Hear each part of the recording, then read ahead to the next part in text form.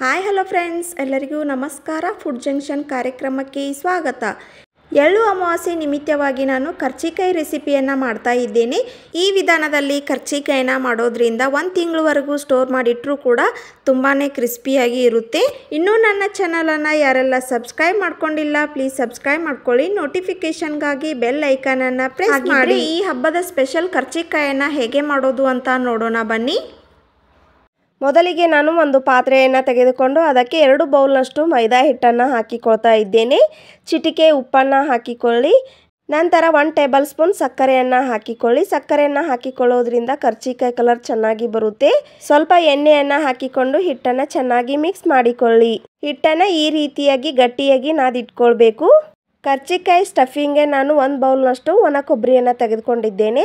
ಅದನ್ನು ಮಿಕ್ಸಿ ಜಾರಿಗೆ ಹಾಕಿಕೊಂಡು ತರಿಯಾಗಿ ಗ್ರೈಂಡ್ ಮಾಡ್ಕೊಳ್ತಾ ಇದ್ದೇನೆ. ಈ ರೀತಿಯಾಗಿ ಮಾಡಿಕೊಂಡ್ರೆ ಸಾಕು, ಕರ್ಚಿಕಾಯಿ ತುಂಬಾ ಚೆನ್ನಾಗಿ ಬರುತ್ತೆ.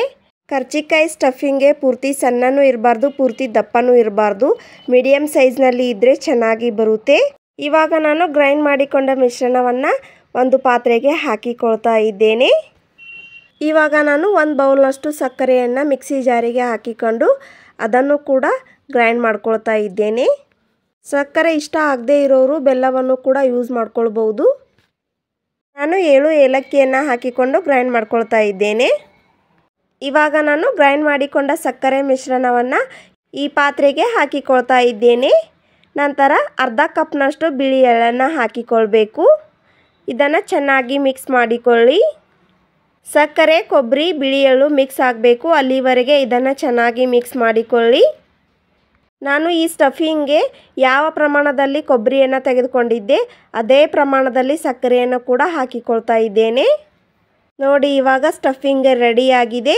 ಇವಾಗ ನಾನು ಒಂದೊಂದೇ ಉಳ್ಳೆಗಳನ್ನು ಕಟ್ ಮಾಡಿಕೊಂಡು ಈ ರೀತಿಯಾಗಿ ಲಟ್ಟಿಸ್ಕೊಳ್ತಾ ಇದ್ದೇನೆ. ಫ್ರೆಂಡ್ಸ್, ಇದನ್ನು ಲಟ್ಟಿಸ್ಕೊಳ್ಬೇಕಾದ್ರೆ ಪೂರ್ತಿ ತಿಳುವಾಗೆ ಲಟ್ಟಿಸ್ಕೊಳ್ಬೇಕು, ಏಕೆಂದರೆ ಅದು ಕ್ರಿಸ್ಪಿಯಾಗಿ ಬರುತ್ತೆ. ದಪ್ಪ ಲಟ್ಟಿಸ್ಕೊಂಡ್ರೆ ಅದು ಮಿದುವಾಗಿ ಬಿಡುತ್ತೆ. ಅದಕ್ಕೆ ನಾನು ಪೂರ್ತಿ ತಿಳುವಾಗಿ ಲಟ್ಟಿಸ್ಕೊಂಡು ಒಂದು ಸೈಡ್ ಇಟ್ಕೊಂಡಿದ್ದೇನೆ.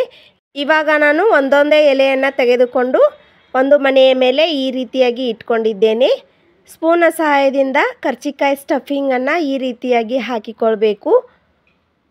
ಫ್ರೆಂಡ್ಸ್, ನಾನು ಇಲ್ಲಿ ಕರ್ಚಿಕಾಯಿ ಎಲೆಯನ್ನು ಕ್ಲೋಸ್ ಮಾಡಲಿಕ್ಕೆ ಸ್ವಲ್ಪ ಸೈಡಿಗೆ ಹಾಲನ್ನು ಹಚ್ಕೊಳ್ತಾ ಇದ್ದೇನೆ. ಫ್ರೆಂಡ್ಸ್, ಈ ರೀತಿಯಾಗಿ ಮಾಡ್ಕೊಳ್ಬೇಕಾದ್ರೆ ಯಾವುದಾದ್ರೂ ಒಂದು ಕಡ್ಡಿಯನ್ನು ತೆಗೆದುಕೊಂಡು ಅದಕ್ಕೆ ಸ್ವಲ್ಪ ಕಾಟನನ್ನು ಸುತ್ತಿ ಈ ರೀತಿಯಾಗಿ ಹಚ್ಕೊಂಡ್ರೆ ಸಾಕು. ನೋಡಿ, ಇವಾಗ ನಾನು ತೋರಿಸ್ತಾ ಇದ್ದೇನೆ ಎಲೆ ಎಷ್ಟು ಚೆನ್ನಾಗಿ ಕ್ಲೋಸ್ ಆಗ್ತಾ ಇದೆ. ಈ ರೀತಿಯಾಗಿ ಮಾಡ್ಕೊಳ್ಳೋದ್ರಿಂದ ಕಾದ ಎಣ್ಣೆಗೆ ಕರ್ಚಿಕಾಯಿಯನ್ನು ಹಾಕಿಕೊಳ್ಳೋದ್ರಿಂದ ಕರ್ಚಿಕಾಯಿ ಎಡ್ಜು ಕ್ಲೋಸ್ ಆಗಿ ಬಿಡುತ್ತೆ. ಆವಾಗ ಕರ್ಚಿಕಾಯಿ ಚೆನ್ನಾಗಿ ಉಬ್ಬಿ ಬರುತ್ತೆ. ಇಲ್ಲಾಂದರೆ ಎಡ್ಜು ಬಿರುಕು ಬೀಳೋದ್ರಿಂದ ಸರಿಯಾಗಿ ಕರ್ಚಿಕಾಯಿ ಉಬ್ಬಿ ಬರೋದಿಲ್ಲ. ಅದಕ್ಕೆ ನಾನು ಸ್ವಲ್ಪ ಹಾಲನ್ನು ಹಚ್ಕೊಂಡು ಈ ರೀತಿಯಾಗಿ ಕ್ಲೋಸ್ ಮಾಡ್ಕೊಳ್ತಾ ಇದ್ದೇನೆ.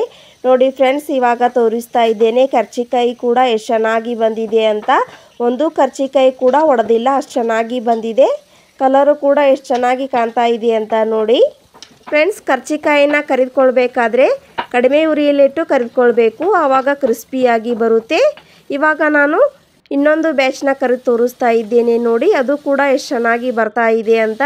ನೋಡಿದ್ರಲ್ಲ ಫ್ರೆಂಡ್ಸ್, ಮನೆಯಲ್ಲೇ ಈಸಿಯಾಗಿ ಕರ್ಚಿಕಾಯಿ ಹೇಗೆ ಮಾಡೋದು ಅಂತ. ಈ ವಿಡಿಯೋ ನಿಮಗೆ ಯಾವುದೇ ಒಂದು ಕಾರಣಕ್ಕಾದರೂ ಇಷ್ಟ ಆಗಿದ್ದರೆ ಪ್ಲೀಸ್ ಲೈಕ್ ಮಾಡಿ, ಶೇರ್ ಮಾಡಿ. ಇನ್ನಷ್ಟು ಈಸಿ ರೆಸಿಪಿಗಾಗಿ ನನ್ನ ಚಾನಲನ್ನು ಸಬ್ಸ್ಕ್ರೈಬ್ ಮಾಡಿಕೊಳ್ಳಿ. ಈ ರೆಸಿಪಿ ನಿಮಗೆ ಇಷ್ಟ ಆಗುತ್ತೆ ಅಂತ ಅನ್ಕೋತೀನಿ. ಹೊಸದಾಗಿ ನನ್ನ ವಿಡಿಯೋವನ್ನು ನೋಡ್ತಾ ಇರೋರು ಪ್ಲೀಸ್ ಸಬ್ಸ್ಕ್ರೈಬ್ ಮಾಡಿಕೊಳ್ಳಿ. ಮುಂದಿನ ಇಂಟ್ರೆಸ್ಟಿಂಗ್ ರೆಸಿಪಿಯೊಂದಿಗೆ ಮತ್ತೆ ಸಿಗ್ತೀನಿ. Keep watching. Thank you.